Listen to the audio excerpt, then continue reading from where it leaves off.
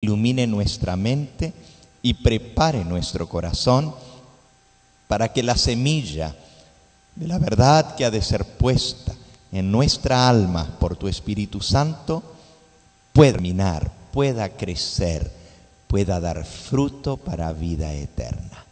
Bendice a cada persona aquí presente. Tú conoces las necesidades particulares de cada uno de los que estamos aquí. Bendice esta iglesia, Señor, sus dirigentes, trae un reavivamiento en nuestro medio. Bendice nuestros seres amados, especialmente aquellos que aún no te conocen o que aún no han hecho una decisión o que necesitan volver a tus caminos.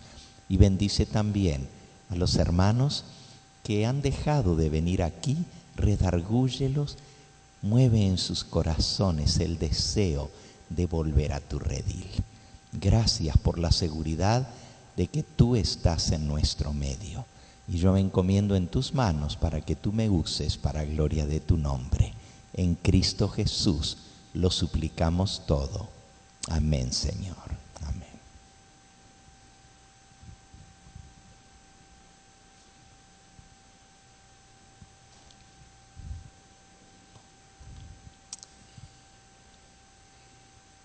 En el tema de ayer, si ustedes recuerdan, iniciamos leyendo el sermón profético de nuestro Señor Jesucristo.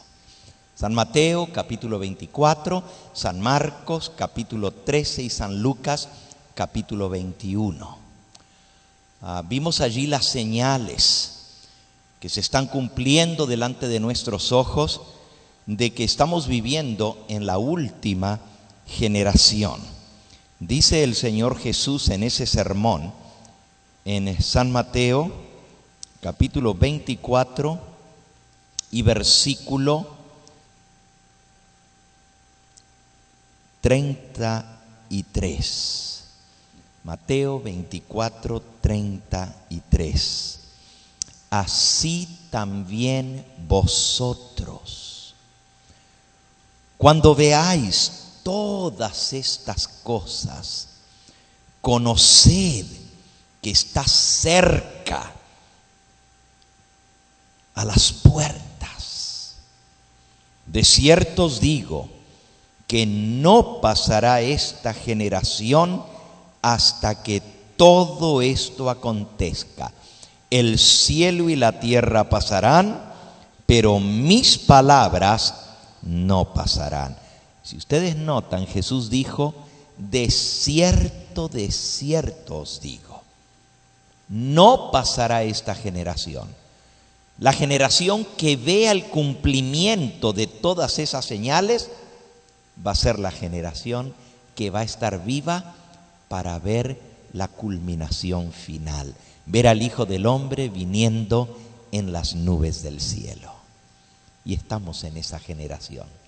Estamos viviendo en los momentos finales de la historia de este mundo. Jesús nos dijo cómo iba a ser este mundo y cómo la mayoría de la gente no le iba a importar. No iba a ser impactada por las cosas que están sucediendo. Y Él nos dio un ejemplo en los versículos que siguen. Versículo 37. Dice, mas como en los días de Noé, así será la venida del Hijo del Hombre. Porque como en los días antes del diluvio, estaban comiendo y bebiendo, casándose y dándose en casamiento, hasta el día en que Noé entró en el arca. Y no entendieron hasta que vino el diluvio y se los llevó a todos. Dice el versículo 39. No entendieron. Podríamos decir, no quisieron entender. Y vino el diluvio y se los llevó a todos. Así será también la venida del Hijo del Hombre. Ahora, no es que esa generación estuvo sin admonición, No es que la gente antediluviana no tuvieron la oportunidad. Por 120 años, este hombre, Noé, pregonero de justicia, así le llama la Biblia, estuvo predicando, amonestando, llamando a la gente al arrepentimiento, a que creyeran en el mensaje de Dios, a que aceptaran el llamado de Dios para salvarse ellos y sus familias. Pero miren, la verdad que Noé, podríamos decir que fue un predicador fracasado, si lo evaluamos por los resultados de su predicación. ¿Cuántos se convirtieron? Bueno, su esposa y sus 3 hijos y las 3 esposas de sus hijos, su pura familia, ni uno más, nadie escuchó su predicación o nadie le prestó atención. Ahora, no es que esa generación no tuvo amonestación, y Jesús dice que lo mismo iba a suceder en los días antes de la venida de Cristo. Las señales estaban todas allí. La maldad iba en aumento, igual que ahora. El crimen, la violencia. Miren lo que dice la Biblia de esa generación antediluviana. En el libro de Génesis, en el capítulo 6, Génesis 6, dice el versículo 5: y vio Jehová que la maldad de los hombres era mucha en la tierra, y que todo designio de los pensamientos del corazón de ellos era de continuo solamente el mal. Y se arrepintió Jehová de haber hecho al hombre en la tierra, y le dolió en su corazón. Para que ese Dios de amor que había creado al hombre, a la raza humana, se arrepintiera de haberlos hecho, para que le doliera en su corazón, ¿cómo estaría la situación? ¿Cómo mirará nuestro Dios lo que está pasando en el mundo hoy en día? Por eso Él dijo en el versículo 3, y dijo Jehová: no contenderá mi espíritu con el hombre para siempre. No voy a estar luchando todo el tiempo con esta gente que no quieren escuchar, que no quieren recibir, que no quieren arrepentirse. No va a seguir esto así para siempre. También mi paciencia tiene un límite. Ciertamente el hombre es carne.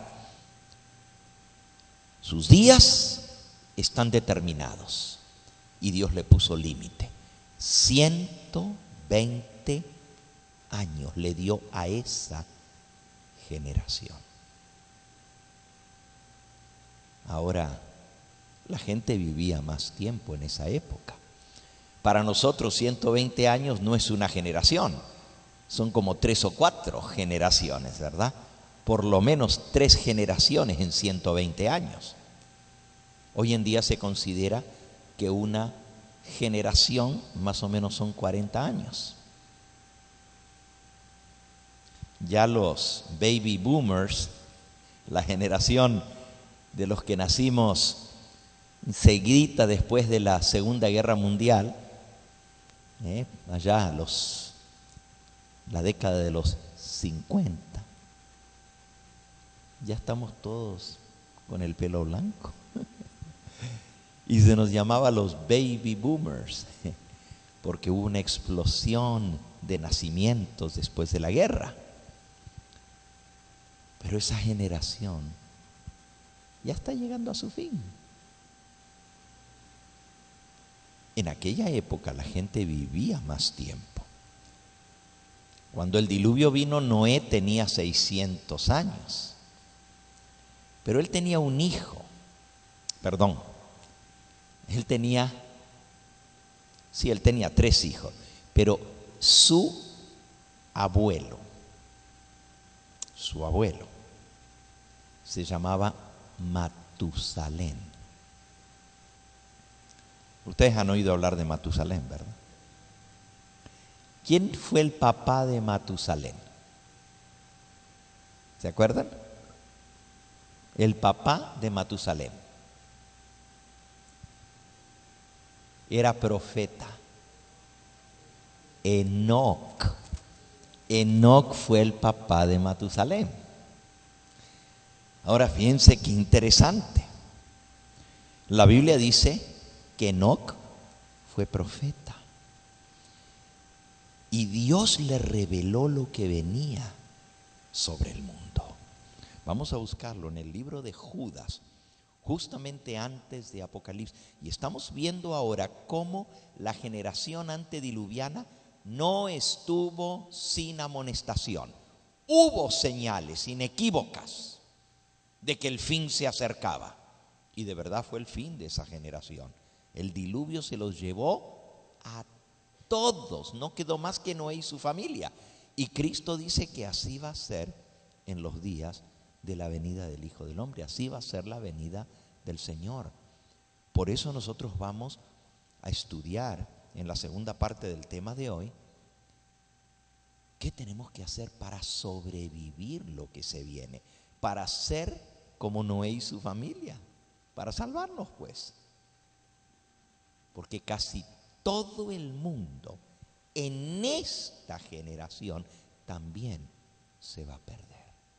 Y usted dice, no puede ser, se está predicando el evangelio por todas partes, hay mucha gente que cree.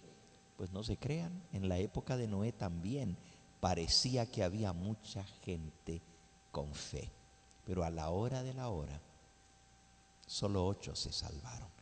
Entonces la primera parte de nuestro tema es mostrarles a ustedes que esa generación tuvo advertencia. Dios tuvo misericordia. Le mandó una señal tras otra, tras otra. Y Dios levantó un profeta en esa generación. Y ese profeta se llamaba Enoc. En el libro de Judas dice en el versículo 14: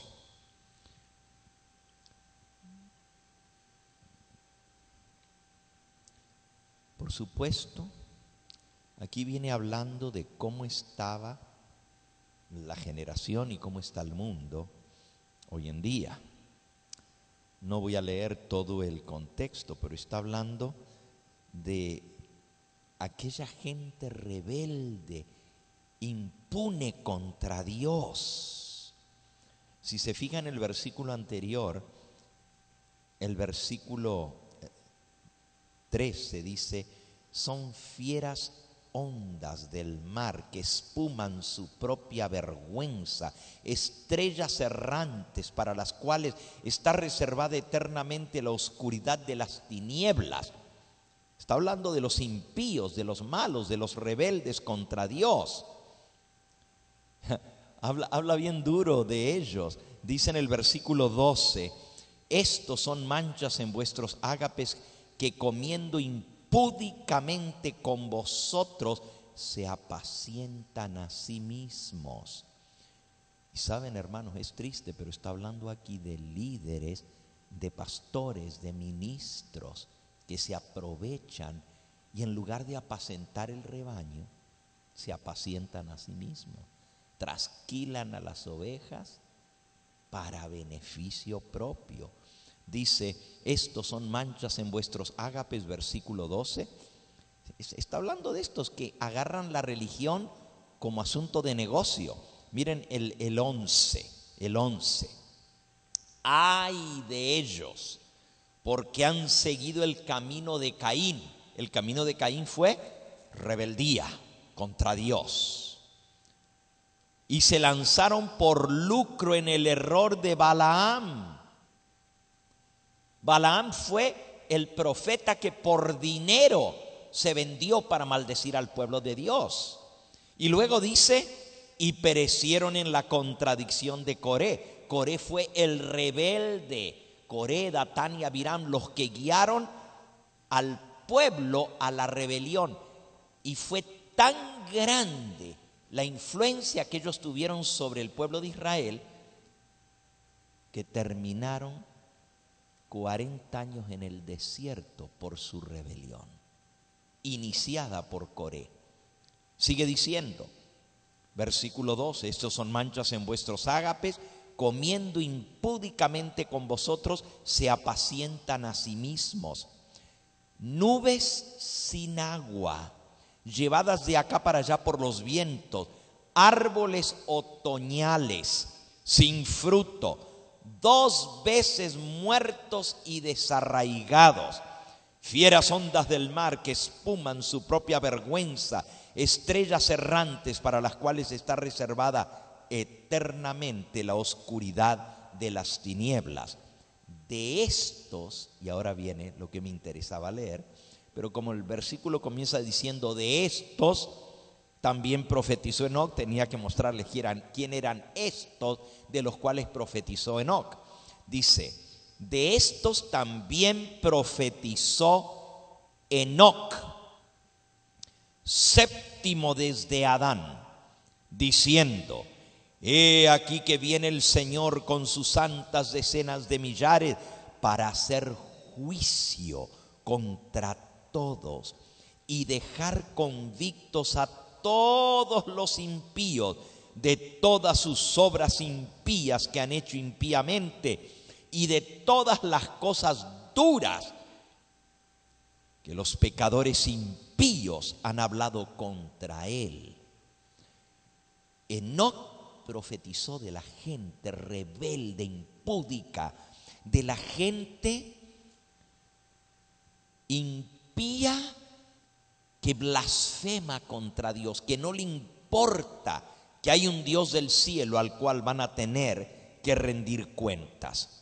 Y dijo que Dios iba a venir a hacer juicio contra todos y dejar convictos a todos los impíos por todas sus obras impías que hicieron y todas las cosas malas que los pecadores han hablado contra Dios. Esa fue la generación de Enoc, mucha gente rebelde contra Dios.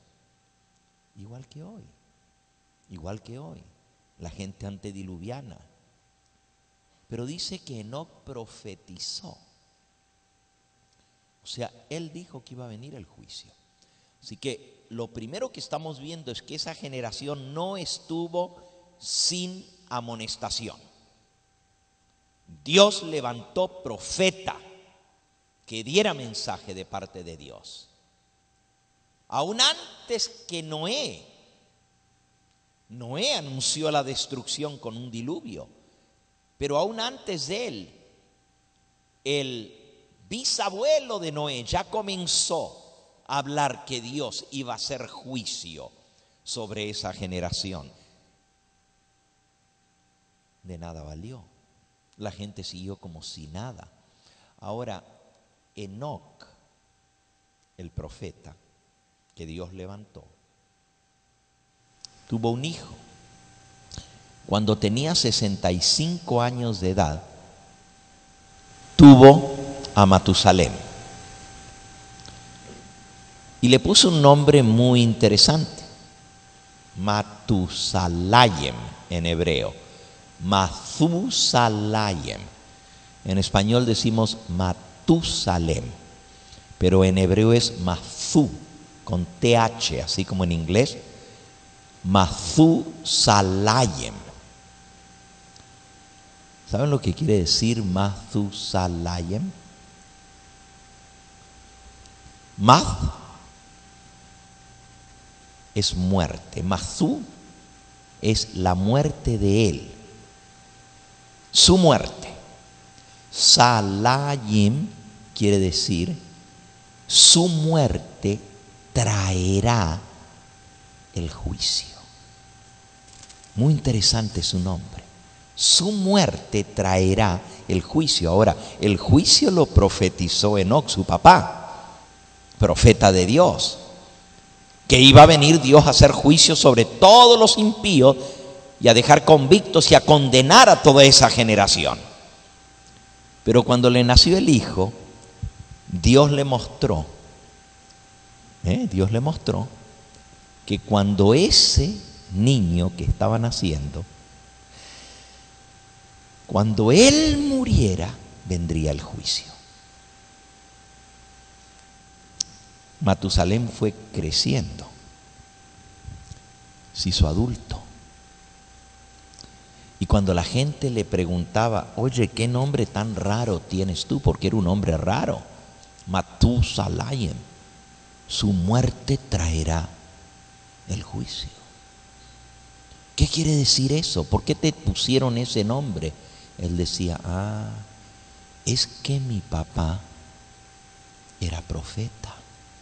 Y Dios le reveló que el día que yo me muera, va a venir la destrucción y el juicio sobre esta generación. Oh, decía la gente, qué nombre tan interesante. Y no prestaba atención. Matusalén era un oráculo viviente. Ahora, Matusalén vivió con su papá 300 años. Uno dice, ¿cuánto tiempo? Pues fue poquito comparado a los demás, porque la gente de aquella época vivía 800 y 900 años. Pero en el caso de Enoc, cuando Enoc tenía 365 años, desapareció. Y la Biblia dice que desapareció porque se lo llevó Dios. Y nadie lo vio más. Y el libro de Hebreos dice que Dios lo llevó y lo trasladó vivo al cielo.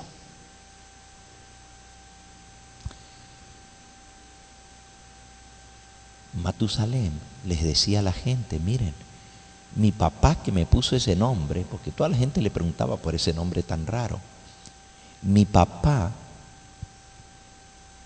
se lo llevó Dios para el cielo. Y la gente le decía, está loco este. ¿Cómo que Dios se lo llevó? Sí, Dios se lo llevó al cielo. La gente no creía. Otra señal de que realmente Dios estaba preparando para juzgar. Y ese profeta que profetizó, Dios se lo llevó vivo al cielo. Pero la gente no creía. Matusalén se fue haciendo más viejo. Cuando su papá desapareció tenía 300, pero luego llegó a los 600 años. Él tuvo un hijo que se llamó Lamec. Bueno, tuvo muchos hijos, pero el primero se llamó Lamec. Y Lamec tuvo su primer hijo que le puso Noé. En hebreo, Noah. En español, Noé. Noah, en hebreo. ¿Y saben lo que quiere decir Noé? Vamos a leerlo. Está allí mismo en el libro de Génesis, en el capítulo 5. Dice el versículo 28, vivió Lamec 182 años y engendró un hijo, y le llamó su nombre Noé, diciendo, este nos aliviará de nuestras obras y del trabajo de nuestras manos a causa de la tierra que Jehová maldijo. Noé, en mi Biblia, al pie de la página, está la explicación del nombre. Y dice, su nombre significa consuelo, alivio, descanso. También Lamec le puso a su hijo, este nos traerá descanso de la tierra que Jehová ha maldecido. Otra señal, no solo Matusalén, sino también Lamec. Lamec le puso a su hijo Noé y dijo: este es el que va a traer alivio a la maldición de la tierra. Obviamente, el alivio de todos los crímenes y la violencia que había, porque había mucha maldad en la tierra. Si leemos en el capítulo 6, dice en el versículo 11: se corrompió la tierra delante de Dios y estaba la tierra llena de violencia. Génesis 6, 11. Y ahora el 12: y miró Dios la tierra y aquí que estaba corrompida, porque toda carne había corrompido su camino sobre la tierra. Y dijo pues Dios a Noé: he decidido el fin de todo ser, porque la tierra está llena de violencia a causa de ello. He aquí que yo los destruiré con la tierra.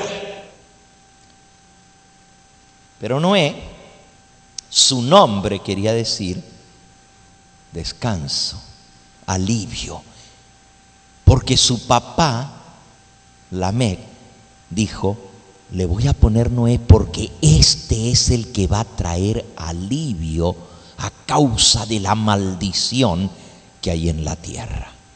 Así que hasta los mismos nombres eran profecía. A todo esto Matusalén todavía estaba vivo. El abuelo todavía vivía.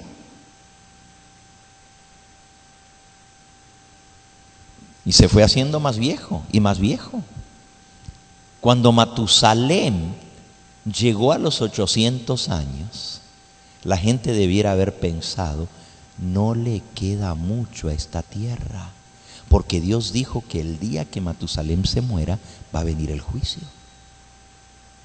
Ahora, la gente no sabía el día ni la hora, pero podía ver que se iba acercando la fecha, porque Matusalén se iba volviendo cada vez más viejito. Imagínense cuando le celebraron los 900 años a Matusalén. Vino toda la familia, los nietos, los hijos, los bisnietos, todos se juntaron a celebrarle. Era un logro llegar a los 900 años de edad. Y algunos decían: pues no va a durar mucho más. El primer hombre que Dios creó, que había salido de las manos del Creador, ¿cuántos años vivió? 930 años vivió Adán. Pues cuando Matusalén cumplió los 930, eso era como decirle a la gente: este ya llegó el límite, este ya alcanzó la edad del padre de toda la raza humana. Era como para que la gente hubiera dicho: no queda mucho tiempo. ¿Cuántos años más va a vivir Matusalén? Aparte de eso, ya Noé tenía 50 años predicando que venía la destrucción. Matusalén pasa los 930. Noé está predicando. Y cada año que pasa, la gente se da cuenta que Matusalén está en las últimas. No le queda mucho tiempo. Había sobrepasado a todos los que habían vivido antes que él. ¿Ustedes creen que aunque sea por eso la gente buscó de Dios, buscó de arrepentirse? ¿Qué dice? Comían, bebían, se casaban, se daban en casamiento, como aquí no pasó nada. A nadie le importaba de Dios. Ahora, no es que sea malo comer o beber, hay que comer y beber para vivir. No es que sea malo casarse y darse en casamiento. Si vamos a San Lucas, agrega algunas cositas más el Señor Jesús en el sermón, que no las registró San Mateo. San Lucas capítulo 17, dice el versículo 26: como fue en los días de Noé, así será también en los días del Hijo del Hombre.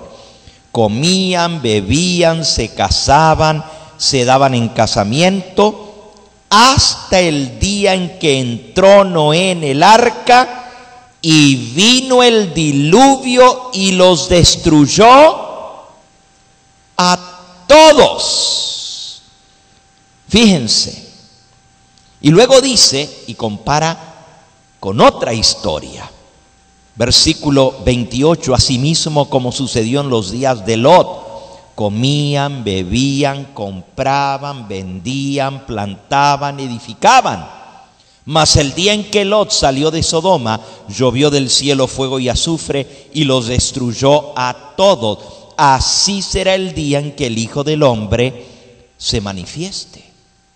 Ahora lo compara no solamente con la generación de Noé, pero también con la generación de Lot. Lot vivía en Sodoma, dos ciudades famosas de la llanura, Sodoma y Gomorra. También fueron destruidas. También vino el juicio de Dios sobre ellas. Pero dice que a la gente no le importó. Comían, bebían, se casaban, se daban en casamiento, compraban, vendían, edificaban. En otras palabras, aquí no pasó nada. Porque si yo sé que el mundo se está acabando, que todo va a ser destruido, pues no voy a estar haciendo grandes edificios y rascacielos y todo lo demás. Pero ellos vivían como a que aquí no va a pasar nada. Ahora, repito, no tiene nada de malo en casarse, en darse en casamiento, en comer, en beber, en plantar, en comprar, en vender y en edificar. Todas esas cosas son cosas que hacemos que son necesarias para la vida. ¿Saben cuál es el problema? No es en sí lo que hacían, es vivir solamente para eso. Es no importarle nada más. Vivir por lo material, vivir por lo físico, vivir por el presente y olvidarse que hay un Dios a quien tenemos que rendirles cuentas. Es dejar de lado a Dios. Ese fue el pecado de la generación antediluviana. No les importó, no tuvieron en cuenta a Dios.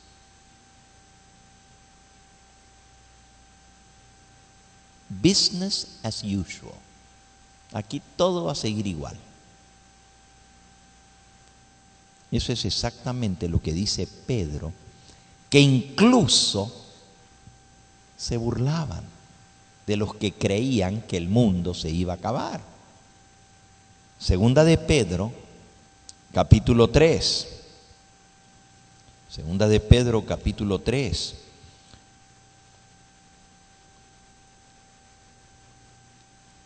Dice en el versículo 3: sabiendo primero esto, que en los postreros días vendrán burladores, andando según sus propias concupiscencias y diciendo: ¿dónde está la promesa de su advenimiento? Porque desde el día en que los padres durmieron, todas las cosas permanecen así como desde el principio. Estos ignoran voluntariamente que en el tiempo antiguo fueron hechos por la palabra de Dios los cielos y también la tierra, que proviene del agua y por el agua subsiste, por lo cual el mundo de entonces pereció anegado en agua. Pero los cielos y la tierra que existen ahora están reservados por la misma palabra, guardados para el fuego, el día del juicio y de la perdición de los hombres impíos.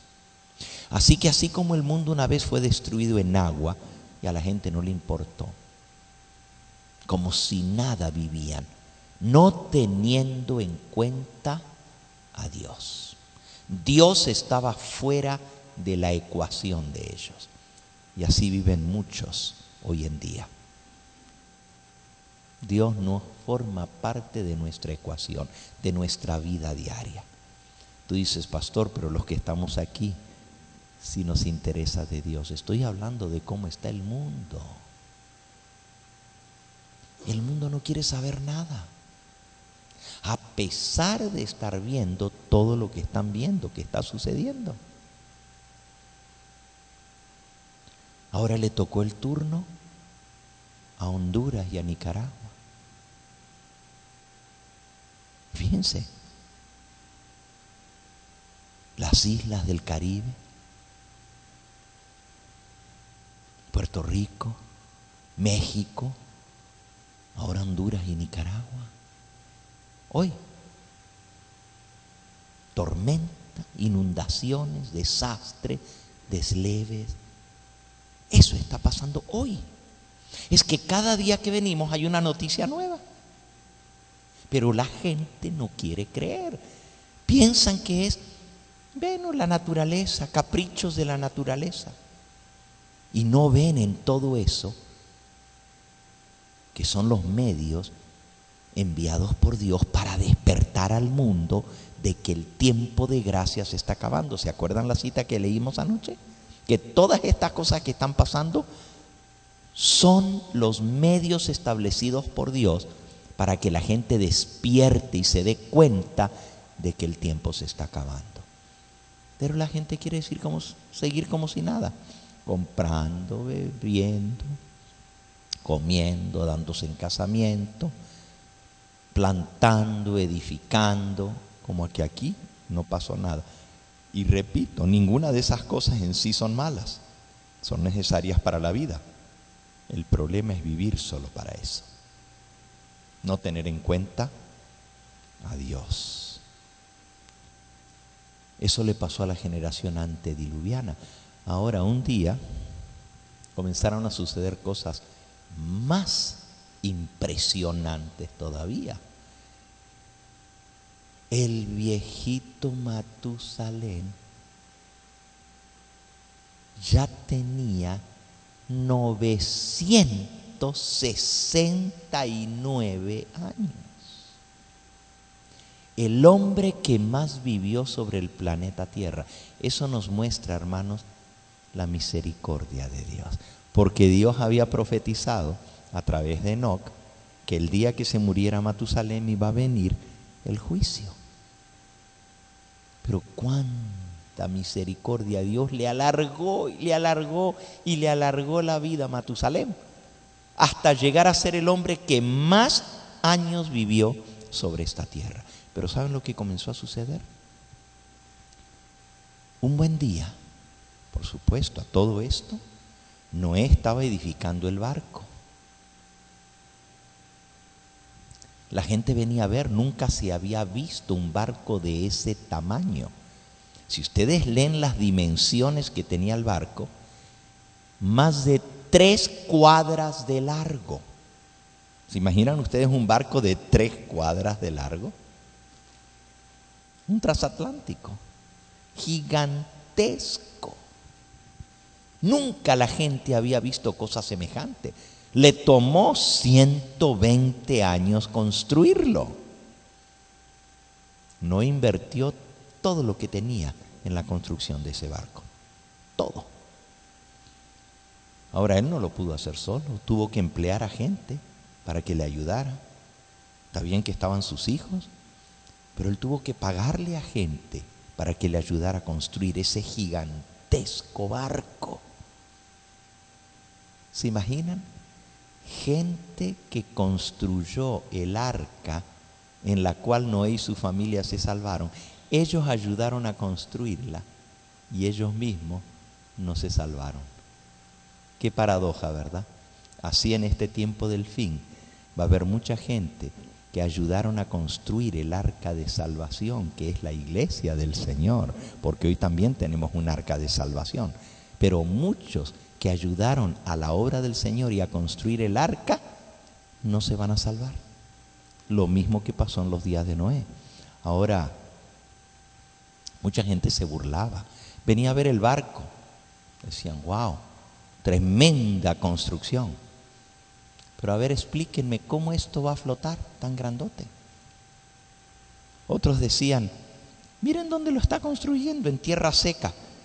Así de grande está. ¿Cómo lo van a arrastrar hasta llevarlo al mar? este barco nunca va a salir de donde está. Eso no se puede mover. Y Noé les decía, es que va a llover. Recuérdense que nunca había llovido hasta aquel entonces. La tierra, dice la Biblia, se regaba por un vapor que de noche subía de abajo y regaba la tierra. Pero nunca había caído agua del cielo. La gente no creía. Los científicos de la época de Noé decían, eso es imposible. Lo que está diciendo ese viejito loco es anticientífico. Le podemos demostrar científicamente que eso jamás va a suceder. Y miren, lo está construyendo en la parte alta. Como que el agua va a llegar hasta arriba de la montaña. ¿A dónde vieron ustedes a ríos correr montaña arriba? ¿Los ríos corren hacia abajo o no hacia arriba? No creían que realmente iba a caer tanta agua para negar el mundo entero. Pero un día sucedió lo inesperado. Noé les había dicho cuando le preguntaban, ¿y para qué tan grande? Para que se salve la gente. La gente se miraba y reía. ¿Tú crees que nosotros vamos a ser locos de meternos ahí en ese barco contigo? No creían. Ahora la maldad iba de mal en peor. Los crímenes, la violencia era tal que lava la sangre. Y más de una persona dijo, me parece que Noé tiene razón, Dios va a tener que hacer algo, porque mira cómo está de malo el mundo. Sin embargo, ellos no hicieron nada por salvarse a sí mismos. Noé les había dicho que el barco era así de grande porque Dios iba a salvar a todos los animales para mantener la especie viva. Una pareja de cada animal iba a entrar al barco. Y la gente decía, ay, pobre viejo, ya lo vemos a Noé corriendo por la selva, ¿cómo va a cazar los leones y los tigres y los elefantes? ¿Cómo los va a traer? ¡Qué iluso! Ya lo vemos tirando redes por el cielo para cazar una especie de cada pájaro que hay. ¿Cómo lo va a hacer? Le va a tomar años recolectar todos esos animales. ¿Cómo los va a mantener? ¿Cómo les va a dar de comida? Cuando termine de cazar unos, ya se le murieron los otros. Eso es imposible. Y la gente se burlaba del viejo excéntrico. ¿Saben cómo le llamaban? Un lunático, un fanático religioso. Pero les decía que un día pasó lo insólito. Un día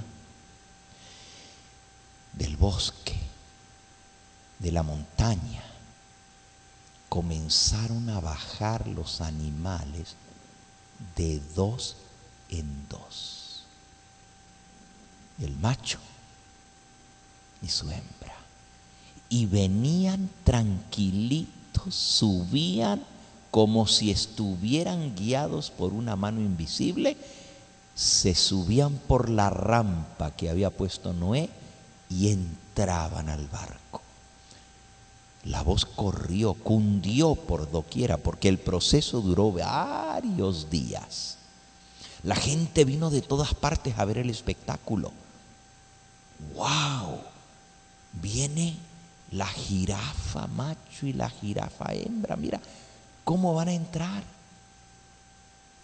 ¿A poco se van a meter? La puerta está muy chica para la jirafa. Pero se sorprendieron cuando llegó la jirafa y se agachó y se arrodilló en el suelo como se arrodilla la jirafa, y así arrastradita se metió y se volvió a parar dentro de... ¿Y cómo los amaestró? Otros decían, lo que pasa es que él es brujo, él tiene poder, magnetismo animal, es mesmerista, hipnotiza a los animales. Ténganle miedo a ese viejo, miren el poder que tiene sobre los animales, es brujo. Para todo le encontraban explicación.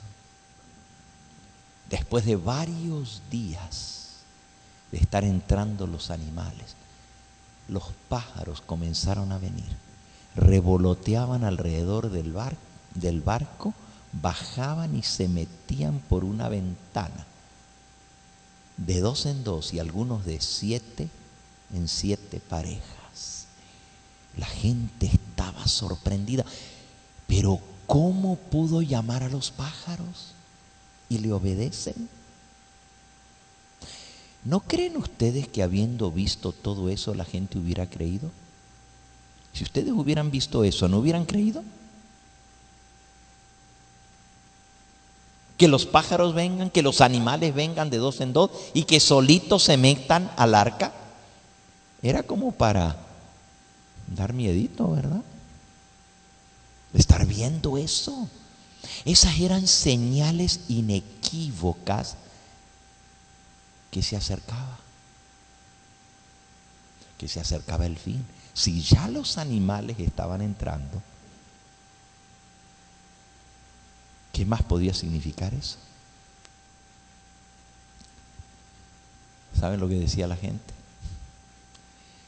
Está bien, se metieron los animales, eso fue porque el viejo los hipnotizó. Pero ¿cómo va a ser para poner la puerta? Porque la puerta era gigantesca. ¿Cómo la va a levantar? No vemos ningún guinche aquí para poder levantar esa puerta y colocarla en su lugar. Y si él entra, ¿cómo desde adentro va a cerrar la puerta? Porque la puerta no era de esas que se abría y se cerraba así. Estaba afuera. Había que levantarla y ponerla en su lugar. ¿Cómo lo va a hacer desde adentro?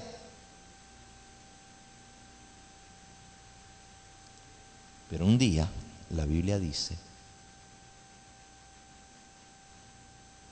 que un ángel de Dios, invisible para los ojos humanos, levantó la gigantesca y pesada puerta para ponerla en su lugar. Noé había hecho su último llamado. Había rogado, había suplicado a la gente que entrara. Todavía pueden salvarse. Es su oportunidad. Entren al barco. Entren al barco. ¿Saben lo que había sucedido el día anterior? De que no entró en el arca. ¿Sí saben lo que pasó? El entierro de Matusalén. El día anterior habían enterrado al abuelo de Noé. Y como fue el hombre que más tiempo vivió en el planeta Tierra, vino pero mucha gente a su entierro. Todo el mundo quería ver por última vez al hombre que había vivido casi 1000 años. Noé aprovechó, él dio el sermón del sepelio. Noé, su nieto, dio el sermón del sepelio porque saben, el papá de Matusalén pues se había ido al cielo hacía tiempo, pero el hijo de Matusalén, Lamec, ya se había muerto. El hijo murió antes que el papá. Su nieto Noé predicó el sermón del sepelio. ¿Y saben de qué predicó? ¿Saben cuál fue el tema? La vida de Matusalén, su nombre y su significado. Les habló del significado, les habló del papá de Matusalén, que era profeta y que había profetizado lo que venía. Y su padre le puso este nombre: el día que él se muera, vendrá el juicio. Ahí estaba toda la gente reunida. Y Noé les dijo: hoy es el día de su decisión. Hoy es. Hoy que vinieron, que Dios los trajo a este sepelio, no se vuelvan a sus casas. Entren conmigo en el arca. Mañana, mi familia y yo, terminando de enterrar al abuelo, vamos a entrar al barco. Ya los animales están adentro.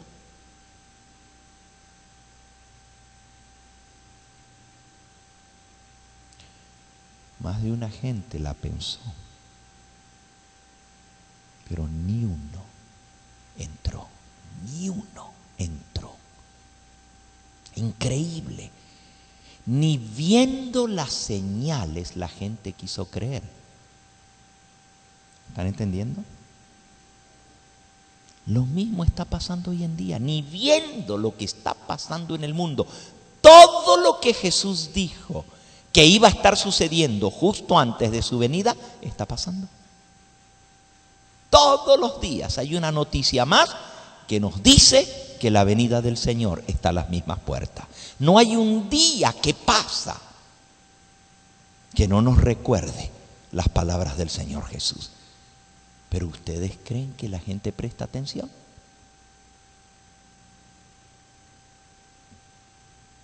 Igual que en los días de Noé, dijo Jesús, así será la venida del Hijo del Hombre.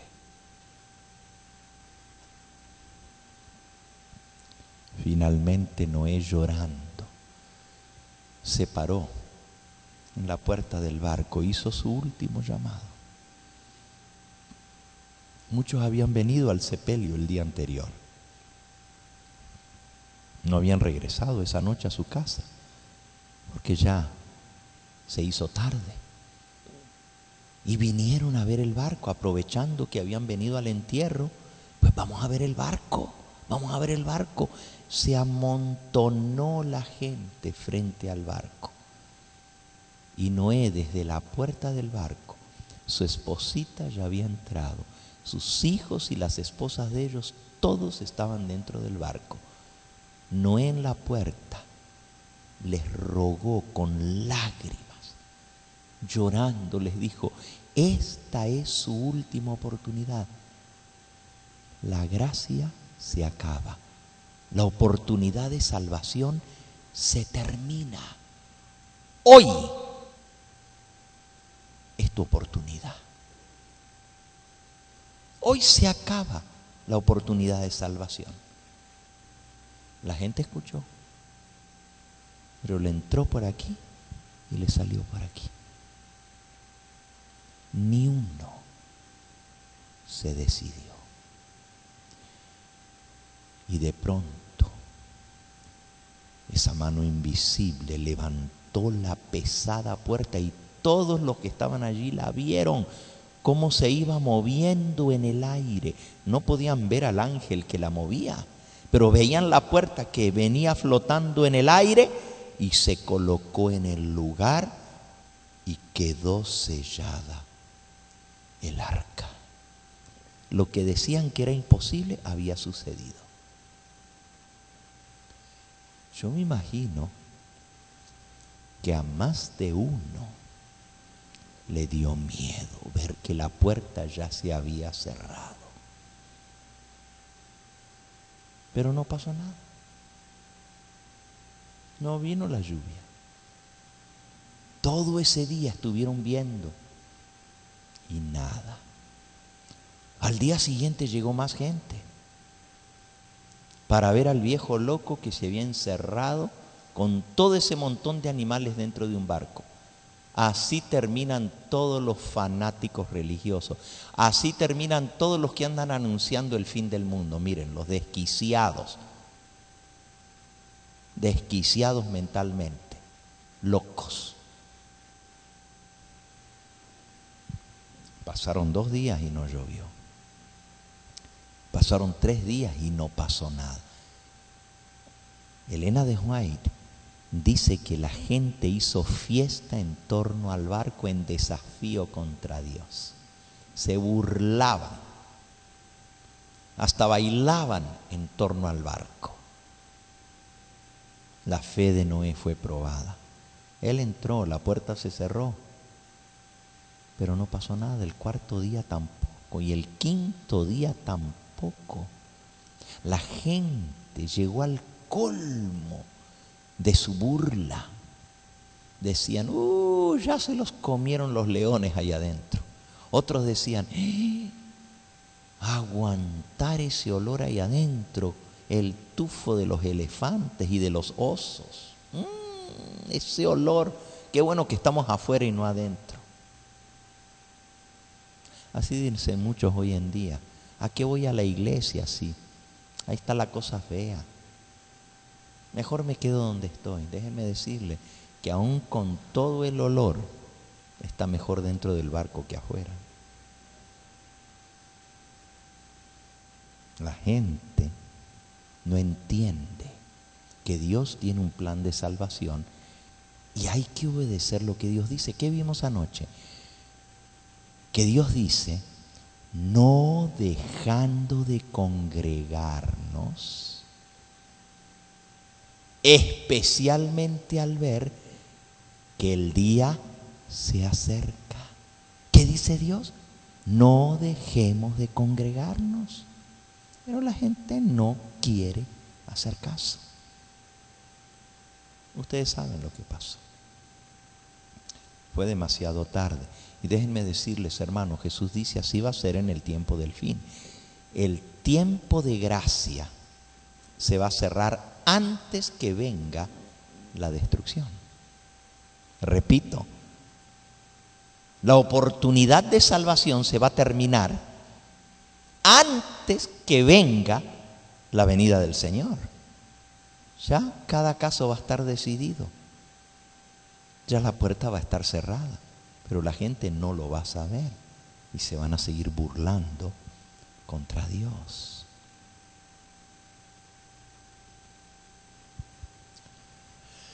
La pregunta es, ¿qué tenemos que hacer nosotros? Aquí hay una historia que Jesús contó, y esta es la segunda parte del tema, donde se habla también de que la puerta se cerró. Vamos de vuelta a Mateo capítulo 24 y 25, porque es parte del mismo sermón. El capítulo abarca, el sermón abarca 2 capítulos. Mateo 24 termina diciendo el Señor Jesús, después de hablar de Noé y todo lo que pasó, dice el versículo 44, por tanto también vosotros estad preparados, porque el Hijo del Hombre vendrá a la hora que no pensáis.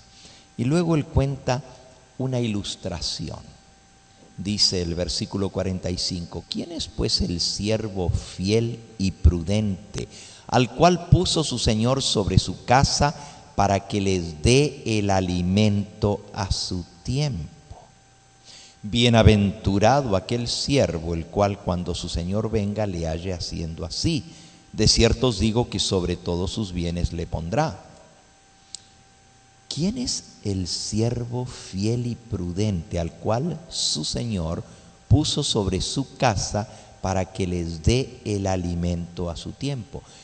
Dios iba a tener en este tiempo del fin sus siervos fieles y prudentes que alimenten a su pueblo el alimento a su tiempo.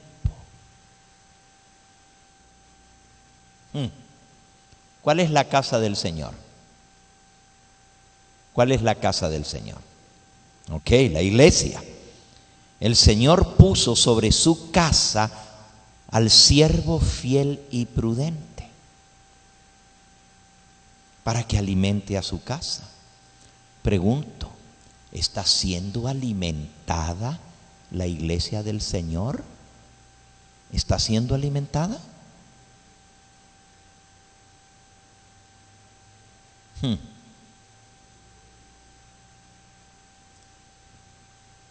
Hay 2 tipos de siervos. Primero habla del siervo fiel y prudente, pero luego habla del otro siervo. Miren lo que dice del otro siervo. Versículo 48. Pero el siervo malo, si dijere en su corazón, mi Señor se tarda en venir, y comenzare a golpear a sus consiervos y aún a comer y a beber con los borrachos, vendrá el Señor de aquel siervo en el día que éste no espera y a la hora que no sabe, y lo castigará duramente y pondrá su parte con los hipócritas. Allí será el lloro y el crujir de dientes.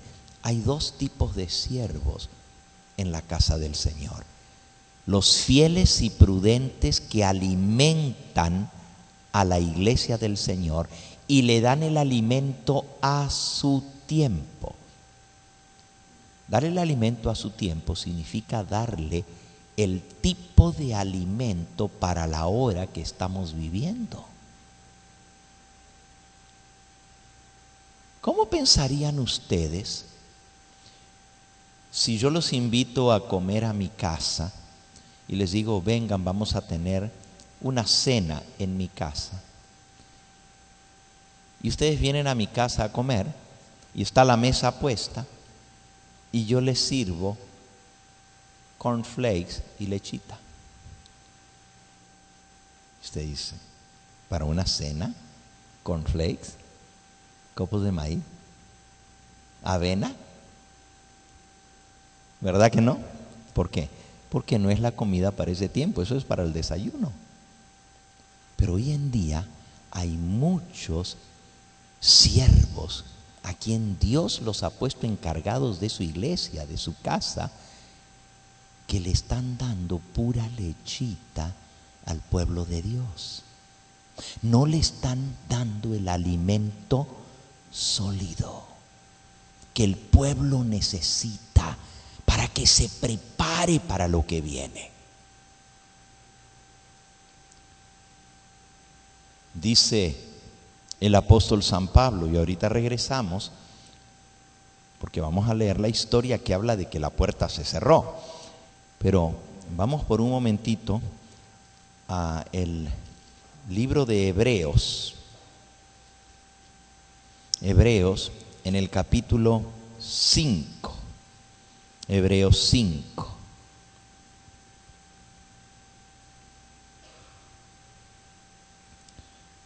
Dice el versículo 11, acerca de esto tenemos mucho que decir y difícil de explicar, por cuanto os habéis hecho tardos para oír.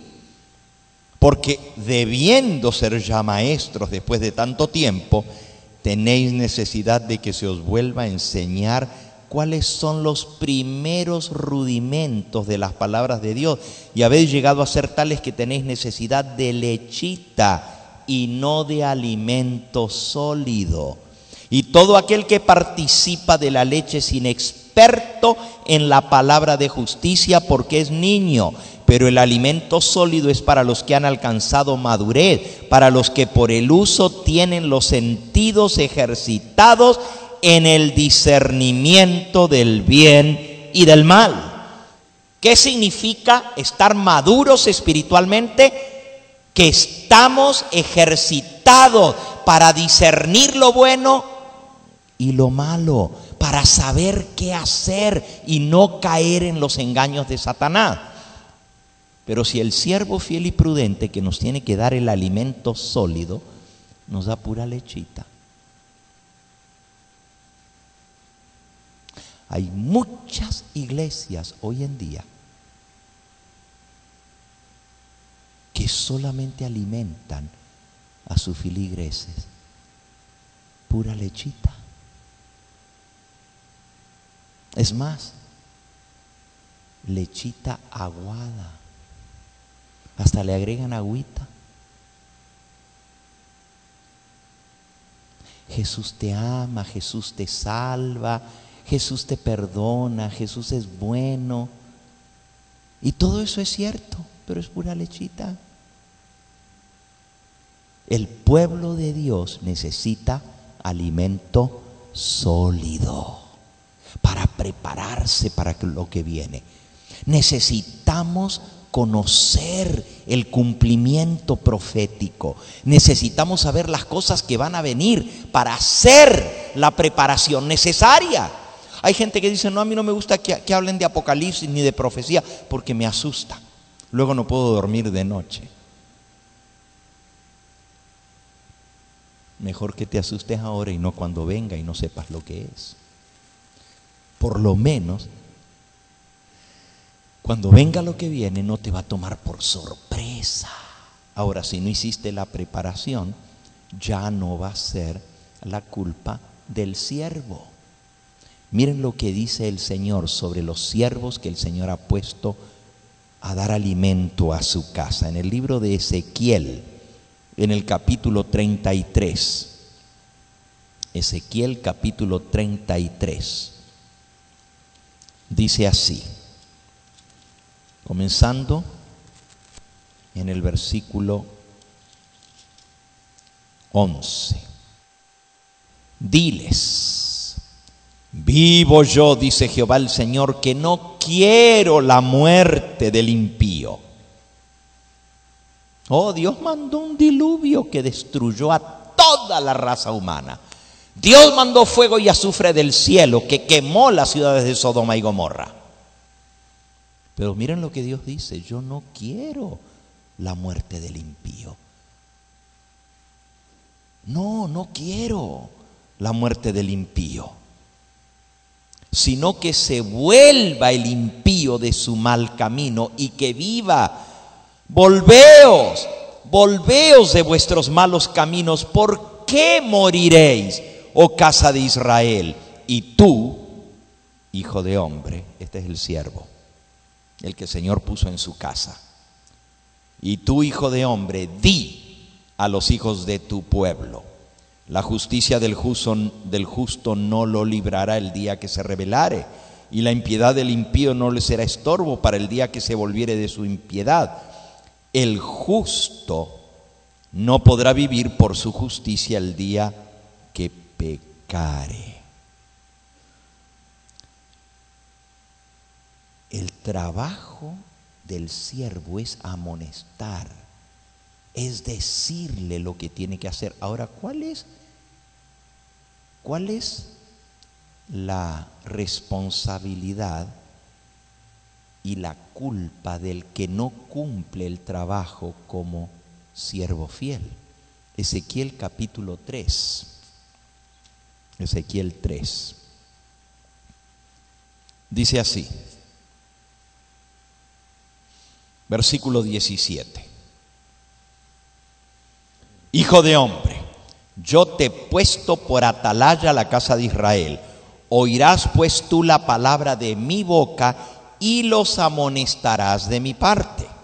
Cuando yo dijere al impío, de cierto morirás, y tú no le amonestares ni le hablares, para que el impío sea percibido de su mal camino, a fin de que viva, el impío morirá por su maldad, pero su sangre la demandaré de tu mano. Pero si tú amonestares al impío y él no se convirtiere de su impiedad y de su mal camino, él morirá por su maldad, pero tú habrás librado tu alma. Si el justo se apartare de su justicia, hiciere maldad y pusiere yo tropiezo delante de él, él morirá, porque tú no le amonestaste. En su pecado morirá, y sus justicias que habrá hecho no vendrán en memoria, pero su sangre la demandaré yo de tu mano. Pero si al justo tú amonestares para que no peque, y no pecare, de cierto vivirá, porque fue amonestado, y tú habrás librado tu alma. Oh, mis hermanos, pesa tremenda responsabilidad sobre los ministros que el Señor ha puesto por siervos en la casa del Señor para dar alimento a su tiempo a la iglesia del Señor, que es su casa. Tremenda responsabilidad. Si uno no cumple fiel el cometido, si uno no amonesta, el pecador va a morir por su pecado, por lo malo que está haciendo, porque no quiso arrepentirse. Pero la sangre, dice Dios, la demandaré del siervo, porque no lo amonestó. Yo tengo bastante con mis pecados para tener que cargar los tuyos, mi hermano. yo no puedo hacerme responsable de tu sangre. Por eso mi cometido es amonestar a tiempo y fuera de tiempo, redarguir, instruir, corregir.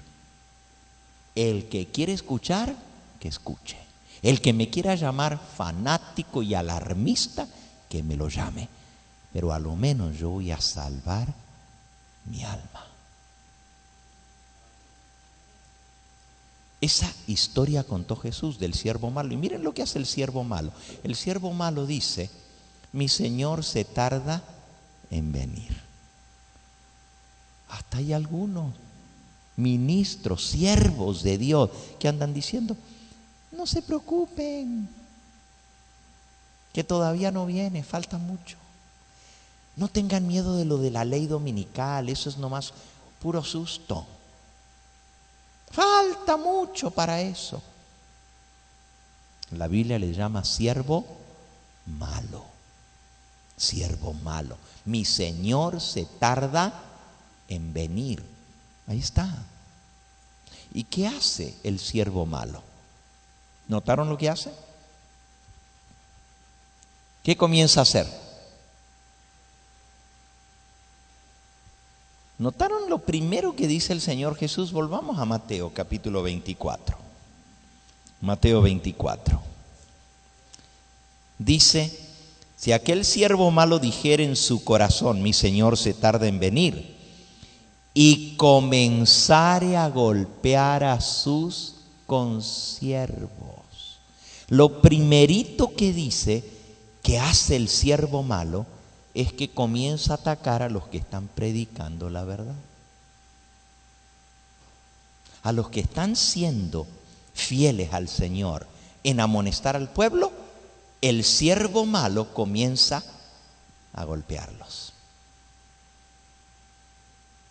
¿Por qué? Bueno, porque no les gusta que otro esté haciendo lo que a ellos les tocaría hacer. Simplemente porque no pueden soportar que otro esté haciendo lo que su conciencia le dice que tendría que estar haciendo. Entonces comienzan a atacar, a desvirtuar, a hablar mal. Usan la hoz. La hoz es para recoger la cosecha. En lugar de usarla para ir a buscar las almas, ministros, se ponen desde el púlpito a atacar a otros y a hablar mal de otros ministros. Exacto como Jesús lo dijo, así mismo está sucediendo. Prueba de que aún en eso las palabras de Cristo se cumplen. Él sabía exactamente lo que iba a suceder, que los que estuvieran predicando la verdad presente, los consiervos iban a atacarlos, iban a golpearlos. Como no pueden contra el mensaje, porque el mensaje de Dios es perfecto, no tiene por dónde atacarlo, entonces atacan al mensajero. Ah, es que se está haciendo rico con los diezmos. De cada palabra ociosa que hablen los hombres, van a tener que dar cuenta en el día del juicio. En lugar de usar la hoz para recoger la cosecha, la usan en contra de sus consiervos. To slash them. Para cortar, para golpear a sus compañeros que están en la misma posición, como ministros, como siervos en la casa del Señor.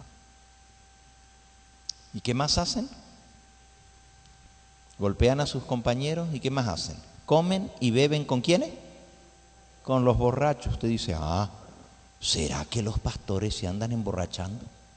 ¿Será que andan comiendo y bebiendo con los borrachos? Entendamos, es una parábola y se entiende espiritualmente. Apocalipsis capítulo 17 nos explica lo que esto significa. Habla de una mujer, Apocalipsis 17, ven acá, te mostraré la sentencia contra la gran ramera, la que está sentada sobre muchas aguas. Versículo 2, con la cual han fornicado los reyes de la tierra y los moradores de la tierra se han embriagado, se han emborrachado con el vino de su fornicación. Los borrachos que están borrachos son los que han bebido el vino de Babilonia. Y el siervo malo, en lugar de predicar la verdad presente, el mensaje de los tres ángeles, de denunciar el error, de señalar la mentira, de decir, ha caído Babilonia, la madre y sus hijas, porque así dice el versículo 5, que esta mujer, una mujer es una iglesia, tiene un nombre escrito en su frente, Babilonia la Grande, la madre de las rameras y de las abominaciones de la tierra. La iglesia grande, la iglesia madre, con todos sus errores, tiene hijas que son iguales que la madre, que enseñan el error y la mentira. El siervo fiel tiene que anunciar: temed a Dios y dadle gloria, porque la hora de su juicio ha llegado. Y adorad al que hizo el cielo, la tierra, el mar y las fuentes de las aguas. Pero también hay un segundo mensaje. Apocalipsis 14:8. Ha caído Babilonia, porque ha hecho beber a todas las naciones del vino del furor de su fornicación. Están todos borrachos. El siervo fiel y prudente denuncia el error, denuncia la mentira, desenmascara el falso sistema religioso de Babilonia y sus hijas. Pero el siervo malo come y bebe con los borrachos. Ecuménico. Ay, ¿para qué tenemos que atacarlos? No atacamos a ningún ser humano, porque todos tenemos la oportunidad de salvación. Atacamos el error, atacamos la hipocresía, atacamos la mentira, atacamos la doctrina falsa.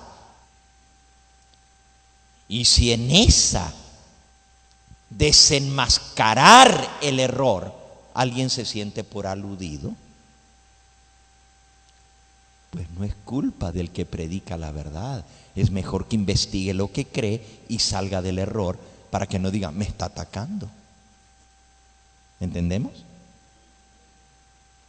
Entonces el siervo fiel predica la verdad presente, desenmascara el error, pero el siervo malo es ecuménico. Se sienta a comer y a beber con los borrachos. Me acuerdo una vez que en una reunión de pastores me dijeron: ¿por qué sigues hablando de Babilonia y de la ramera y de las hijas? ¿Por qué tienes que atacar a las otras iglesias?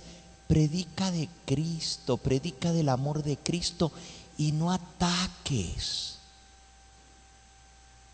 ¿Y cómo yo puedo predicar el mensaje de Cristo sin predicar lo que Cristo dice que tiene que predicarse? ¿Qué no nos dio Él el libro de Apocalipsis? ¿Qué no es el Apocalipsis la revelación de Jesucristo que Él le dio a su siervo Juan para que sus siervos fieles y prudentes lo predicáramos a su tiempo?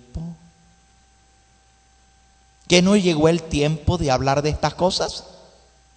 Entonces, dar la comida a su tiempo significa dar comida sólida y significa predicar el mensaje que Dios nos ha dado.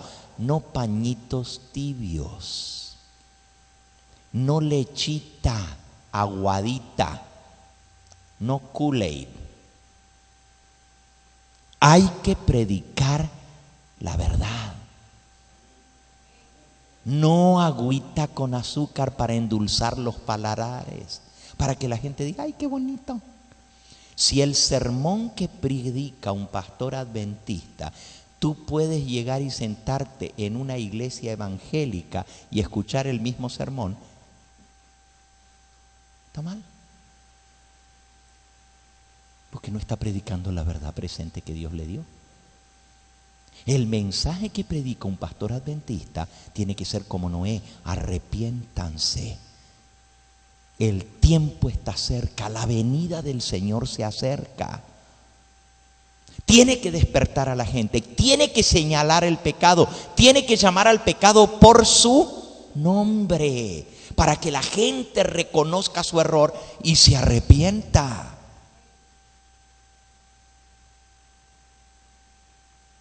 Wow, tremenda la historia que contó Jesús. Exactamente lo que está pasando hoy en día. Yo no quiero ser el siervo malo.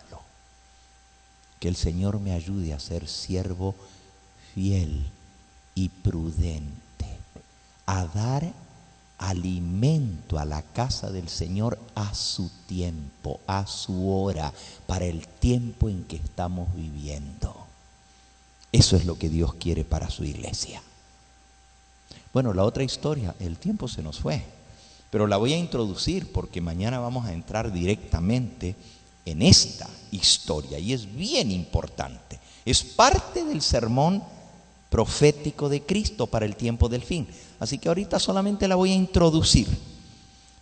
Llegamos hasta el versículo, vamos de vuelta a Mateo 24, ¿verdad? Llegamos hasta el versículo 51. Hablando del siervo malo, ¿verdad? Vamos a leer 48 al 51. De cierto os digo, si aquel siervo malo dijere en su corazón: mi señor se tarda en venir, y comenzare a golpear a sus consiervos y aún a comer y a beber con los borrachos, vendrá el señor de aquel siervo en el día en que éste no lo espera, a la hora que no sabe, y lo castigará duramente, y pondrá su parte con los hipócritas, y allí será el lloro y el crujir de dientes. Imagínense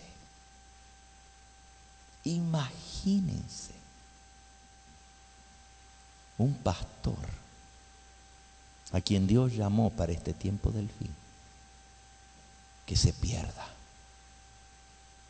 Qué tragedia. Afuera, en el lloro y el crujir de dientes. Sigo leyendo el versículo que sigue, 25:1. Entonces el reino de los cielos será semejante a 10 vírgenes que, tomando sus lámparas, salieron a recibir al esposo. 5 de ellas eran prudentes y 5 insensatas, fatuas. Las insensatas, tomando sus lámparas, no tomaron consigo aceite, mas las prudentes tomaron aceite en sus vasijas juntamente con sus lámparas. Y tardándose el esposo, cabecearon todas y se durmieron. A la medianoche se oyó un clamor: ¡He aquí viene el esposo, salid a recibirle! Entonces todas aquellas vírgenes se levantaron. ¿Cuántas estaban dormidas? Todas, no solo las fatuas, las 10, aún las prudentes se durmieron. Entonces todas aquellas vírgenes se levantaron y arreglaron sus lámparas.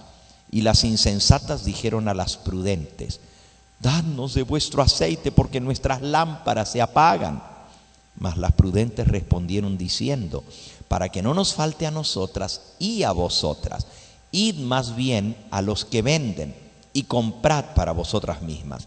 Pero mientras ellas iban a comprar, vino el esposo, y las que estaban preparadas entraron con él a las bodas, y se cerró la puerta.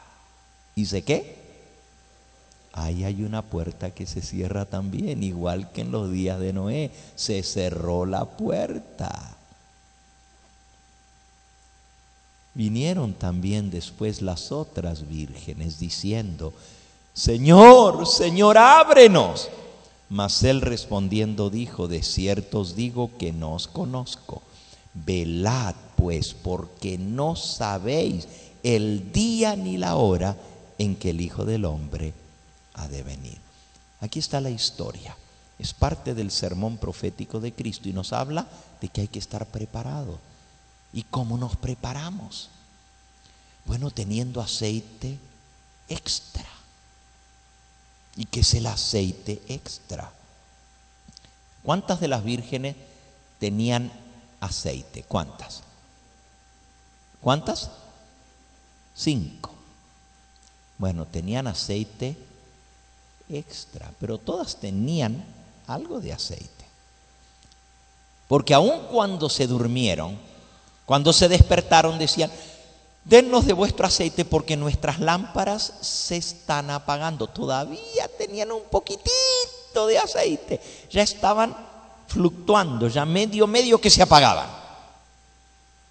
¿Qué es el aceite? ¿Y qué es el aceite extra? ¿Y por qué se tardó el esposo? ¿Y cuál es la condición de la iglesia? Bueno, según lo que hemos visto, la iglesia está dormida. ¿Cómo está la iglesia? ¿Cómo? Roncando. Esa es la verdad.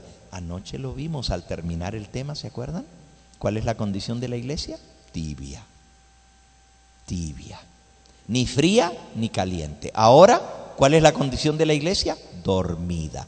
Fíjense que todo coincide. Todo coincide. Por eso es el mensaje que debe despertarnos, el mensaje que debe sacarnos de nuestra tibieza espiritual. No podemos seguir así y estar entre los salvos.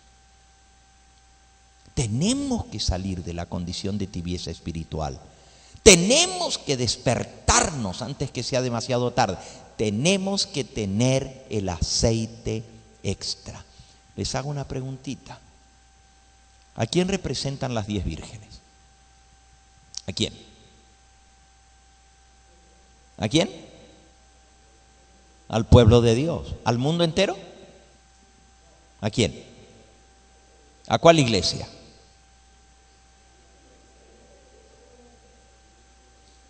Ahí dice que las 10 vírgenes estaban esperando al esposo. Entonces son los que están esperando la venida del Señor.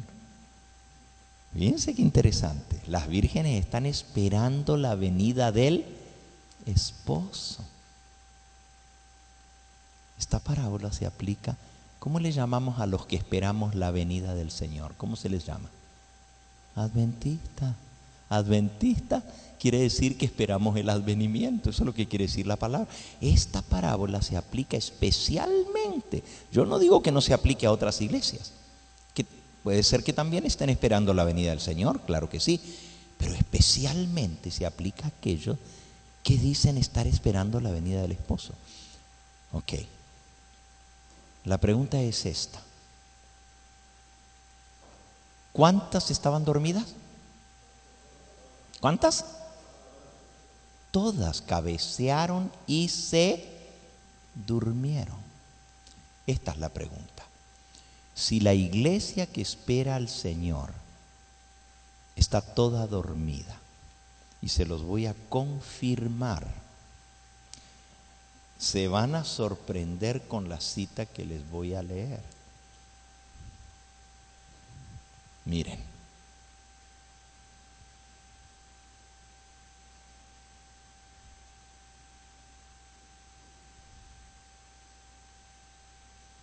Está Testimonios para la Iglesia, tomo 2, página 304. Dice así: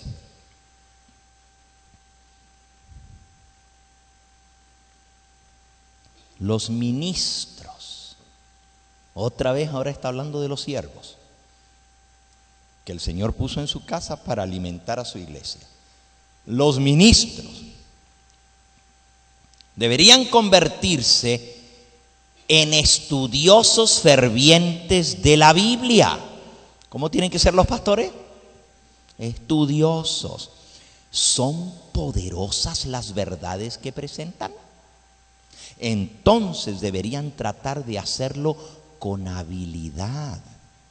Sus ideas deberían ser claras y definidas. Su actitud fervorosa. En caso contrario, debilitarán la verdad que presentan.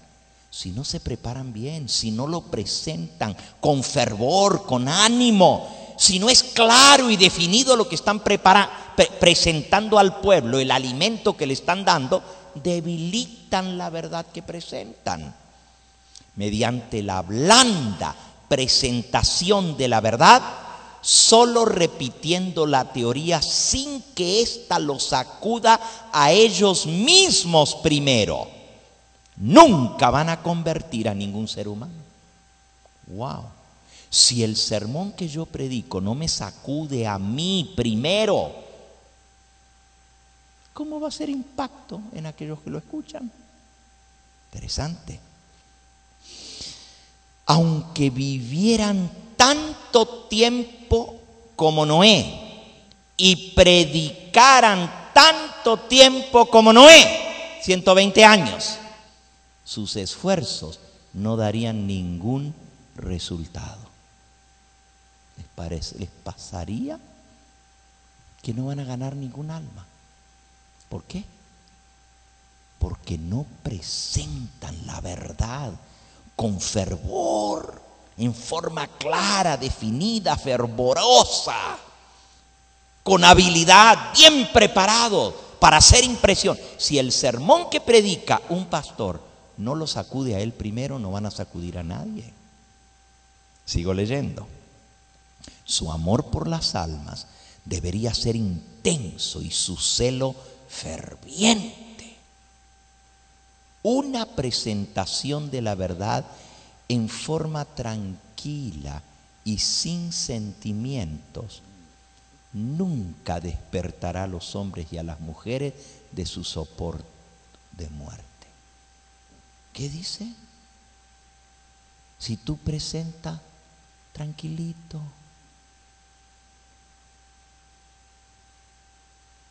¿cómo vas a despertar a la gente?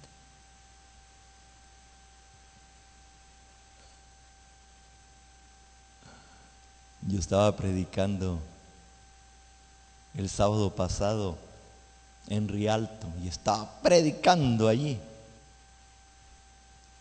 Y una hermanita que estaba sentada así, en la primera banca, cuando yo dije algo, pegó un brinco. Y yo le dije, perdón hermana, no quería asustarla, se había dormido y de alguna manera se despertó. Pero eso me hizo pensar a mí, pues si se durmió es que no estaba interesante lo que estaba diciendo.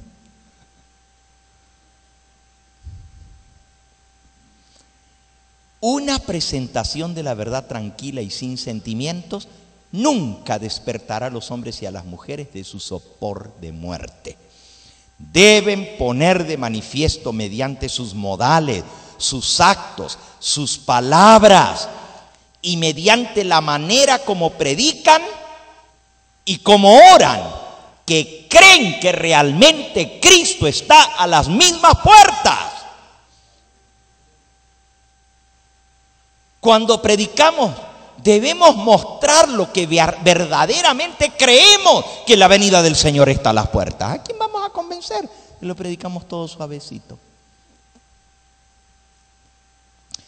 Los hombres y mujeres están viviendo en las últimas horas del tiempo de prueba. No obstante lo cual son descuidados e insensatos, como las vírgenes fatuas. Están dormidos y los ministros no tienen poder para despertarlos, porque ellos también están durmiendo. Pastores dormidos que le predican a congregaciones también dormidas. ¿Qué les parece? Les dije que se iban a sorprender con esa cita. Pastores dormidos predicándole a iglesias también dormidas. Así estamos. Las 10 vírgenes cabecearon y se durmieron. La pregunta es esta, pues. si tanto los pastores como las iglesias están dormidas? La parábola que contó Jesús dice: a la medianoche se oyó un clamor. Un clamor es un grito. Nosotros lo conocemos a ese grito como el clamor de medianoche. A la medianoche se oyó un clamor. Aquí viene el esposo, salid a recibirle. Y todas las vírgenes se despertaron. La pregunta es: ¿quién despierta a la iglesia? Si todas las vírgenes están dormidas y los pastores también están dormidos, ¿quién da el fuerte clamor? Piénsenlo. ¿Quién despierta a la iglesia? Mañana vamos a estudiar esta parábola con sus implicaciones para nuestra vida espiritual. Vamos a ver qué es el aceite extra. Vamos a ver qué tenemos que hacer para estar preparados. No sea que se cierre la puerta y no entremos nosotros. Nos quedemos fuera como las vírgenes insensatas. Y Cristo termina diciendo: las que estaban preparadas entraron y la puerta se cerró. Ojalá que la puerta no se cierre para ti y para mí.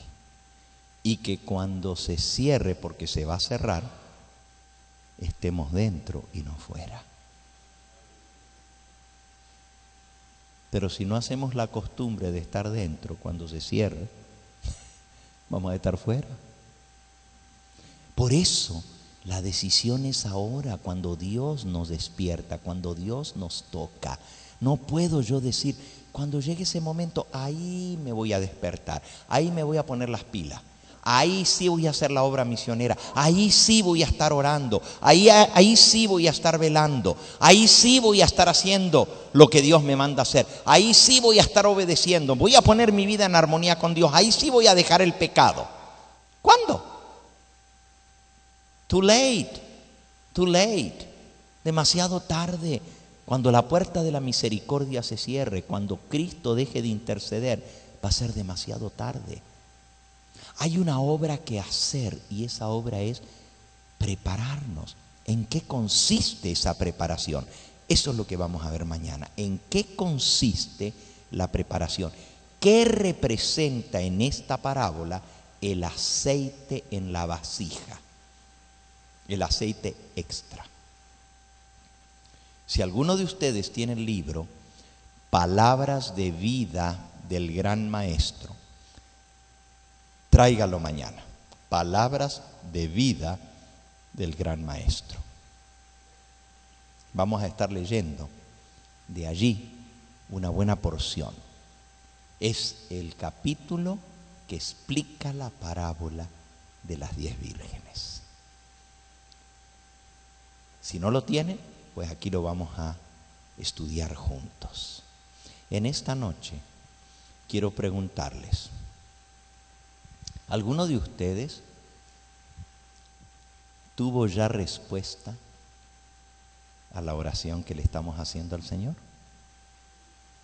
Amén, amén, amén. Alabado sea el nombre del Señor. ¿Tan rápido respondió el Señor? Alabado sea su nombre. En 24 horas ya está la respuesta. Bendito sea el nombre del Señor. Le estamos pidiendo por 3 cosas. Número 1, que reavive la iglesia de Pomona. Número 2, que traiga de vuelta a los hermanos que ya no están viniendo. Y número 3, que el Señor alcance a nuestros hijos, a nuestros familiares que no se han entregado o que se han apartado del camino del Señor. Vamos a seguir orando por estas 3 cosas, pero hoy le vamos a agregar a nuestra lista otra cosita más, anótenlo. Lo próximo que vamos a agregar a nuestra lista: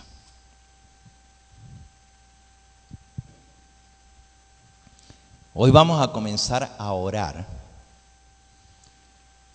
por el aceite extra. Ustedes saben que el aceite es símbolo del Espíritu Santo. El aceite es símbolo del Espíritu Santo.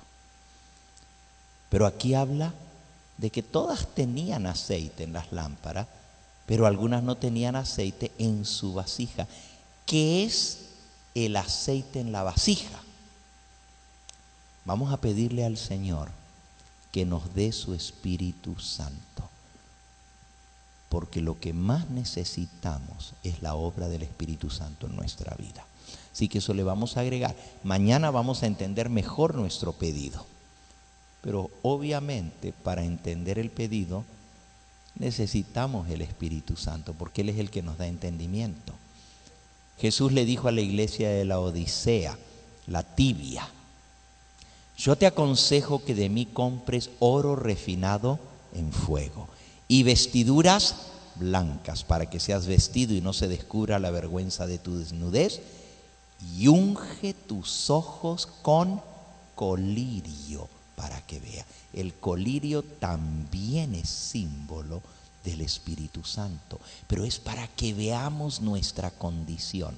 Entonces, esta noche le vamos a pedir al Señor, y todas estas 24 horas, que Él nos dé el Espíritu Santo, que unja nuestros ojos para ver nuestra necesidad, que nos unja con el colirio del Espíritu Santo para que veamos nuestra necesidad.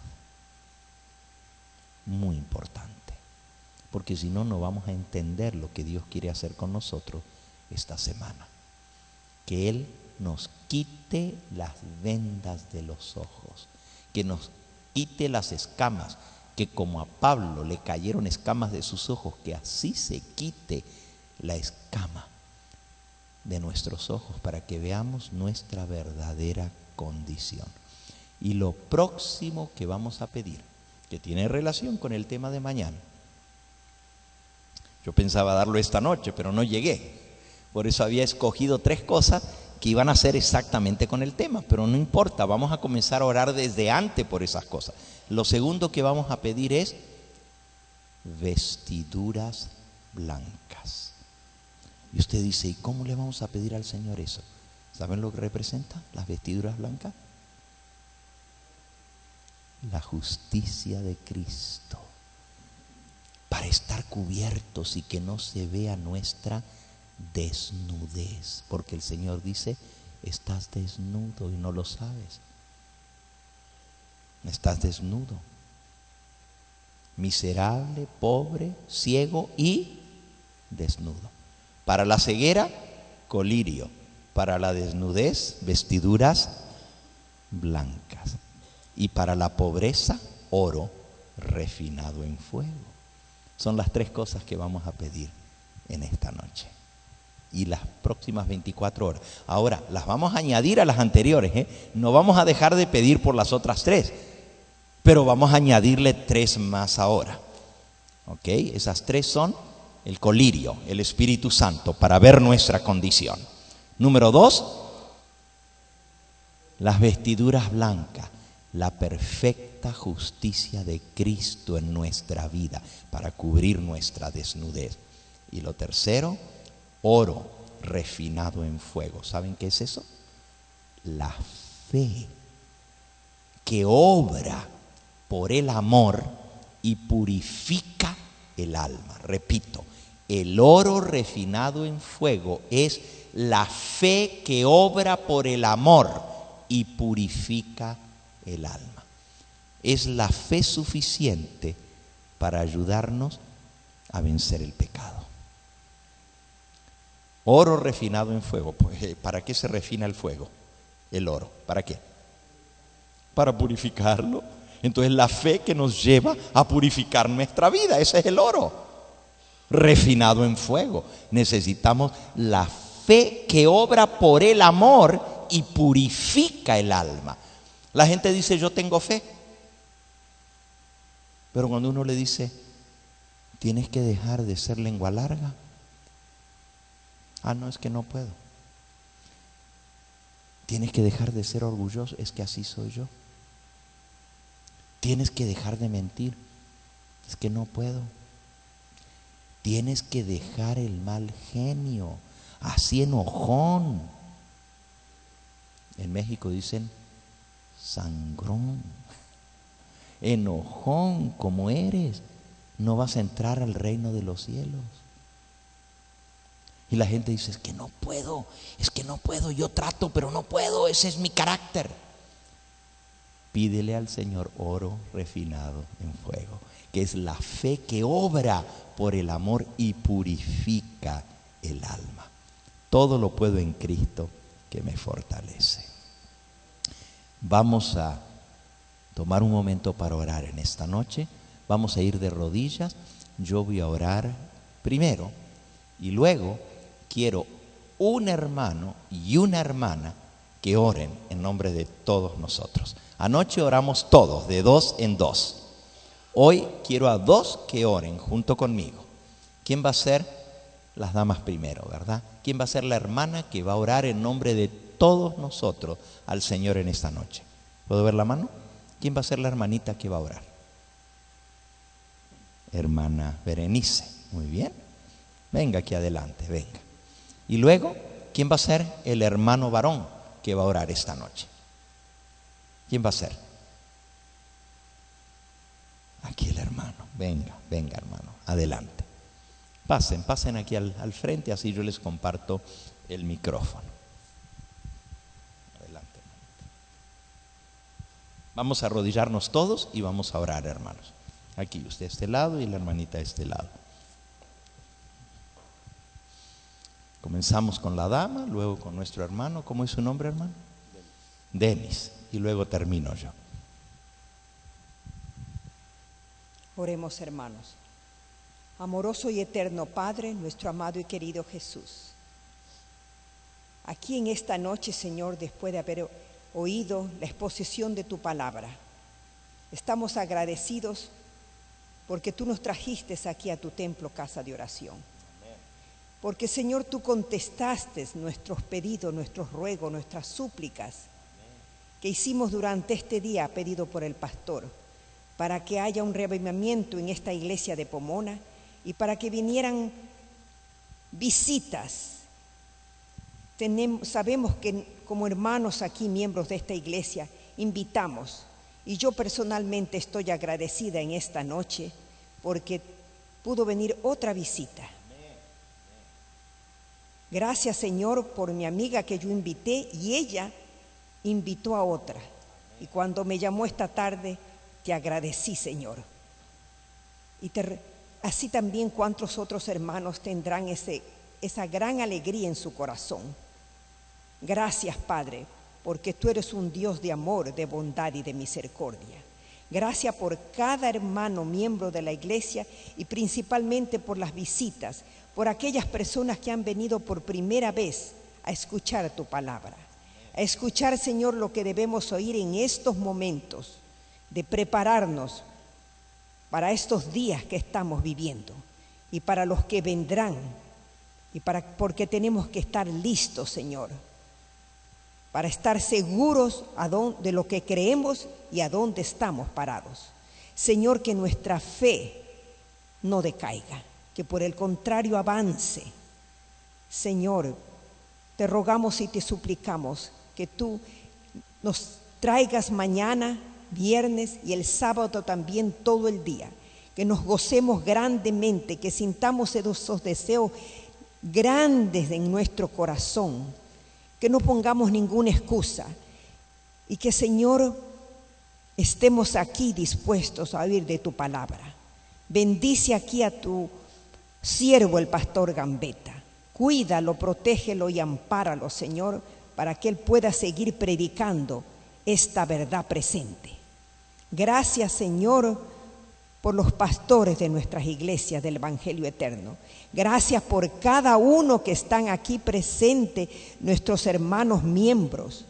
Y por aquellos que no han venido, Señor, te pido que ellos oigan la voz de tu Santo Espíritu y que vengan mañana viernes y el sábado también. Padre querido, que aquel que ha estado enfermo, que no se ha sentido bien porque ahora estamos con el cambio de clima, que mañana y el sábado se estén bien para que ellos vengan también a regocijarse con nosotros.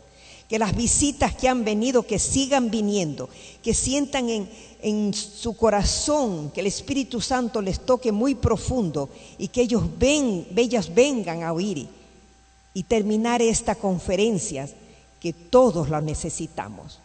Padre de amor y de misericordia, perdona nuestros pecados, límpianos, purifícanos, para poder entender todo lo que hemos oído y ponerlo en práctica.